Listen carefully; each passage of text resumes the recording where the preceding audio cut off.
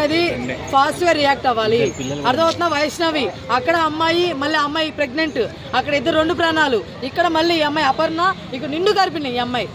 10 రోజుల్లో ఇంకా కంట్రోల్ అంటే ఆలోచించండి. వాడు కనీసం అక్కడ కూడా జాలేయలేదా? వాళ్ళిద్దరు ప్రేమకు ప్రతిరూపం కదండి. ఆ బిడ్డ అనిపించింది అమ్మాయిని. నాకు అర్థం కావట్లేదు అసలు ఎవడే చేయట్లేదు ఏంటి నాకు అర్థం కాదు. ఇవన్నీ చేసి నా కొడుకు మళ్ళీ కొరువు పెట్టడానికి రాబోయాడంట. వాడికి ఎంత ధైర్యం వాడికి. పోనీ ఈయన కూడా శనికావాసం అంటారా? ఈయన కూడా లొంగిపోతే ఈ ఇల్లు కూడా మేపుతారా ఏంటి జైల్లో పెట్టి? ఎన్ని రోజులు చేస్తారు బ్రదర్ ఇలాగా? ఎక్కడ శిక్ష వేయండి బ్రదర్, ఇంకెవడు పుట్టుకోరారు. వాడి శిక్ష చేస్తే ఎలా ఉండాలంటే ఇంకొకరు ఉచ్చపడాలి. ఇలాంటివి చేయాలంటే ఉచ్చపడాలి ఎవరికైనా సరే. అది అమ్మాయి అయినా సరే అబ్బాయి అయినా సరే ఎవరి మీద జాలి చూపించద్దు మీరు. ఇలా చేస్తే అమ్మాయి అంతే, అమ్మాయి అబ్బాయిని కాదు ఇక్కడ అమ్మది ప్రాణాలు.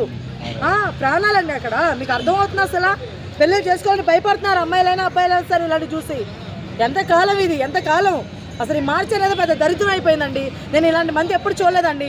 నిజంగా మార్చి అనేది మనుషుల్ని ఏమంటారు విషయాలనే మార్చేస్తుంది మొత్తానికి. అసలు మొన్నేమో ప్రాణాలు పోతున్నాయి, ఇంకో పక్క ఏమంటే గ్యాసు, ఇంకో పక్క మనకి పెట్రోలు, ఇప్పుడు ఏమంటే చికెన్ ఇంకొన్ని రోజుల్లో అంట, ఇంకొన్ని రోజులు పోతే ఇంకేముంటాయో. మంచి ఎండాకాలంలో ఇంత మండే ఎండల మధ్య వాన పడిందండి ఇక్కడ.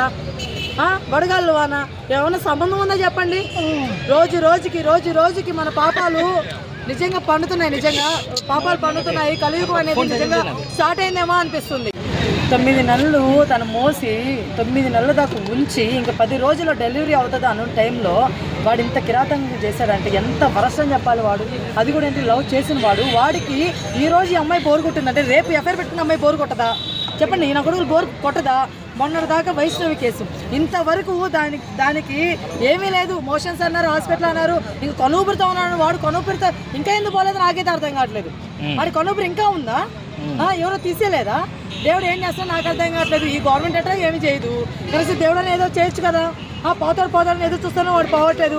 కనీసం గవర్నమెంట్ మీరేం చేయలేకపోతే కనీసం బయటకనే రోజుకి ఇవన్నీ విన్నలకి చస్తున్నామండి బ్రదర్. ఈ నా కొడుకు శిక్ష పడలేదు కాబట్టి, ఈ నా కొడుకు కానీ గవర్నమెంట్ కరెక్ట్ అయిన శిక్ష వేస్తుంటే ఆ నా కొడుకు ఈ రోజు చేస్తుండేవాడు కాదు. ఒక 2 ప్రాణాలు ఈ రోజు మనం నిలబెట్టుండే వాళ్ళం కదా. కరెక్ట్ కాదు, నిజం చెప్తున్నాను. గవర్నమెంట్ అనేది నిజమేగా.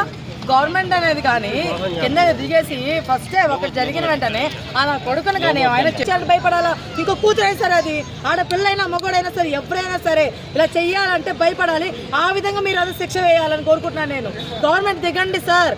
మీరు ఒకటి జరిగింది 10 రోజులు మర్చిపోతారు, దీన్ని వదిలేస్తారు అని మైండ్ సెట్లో ఉన్నారు మీరందరూ. వదలరు ఈసారి మీడియా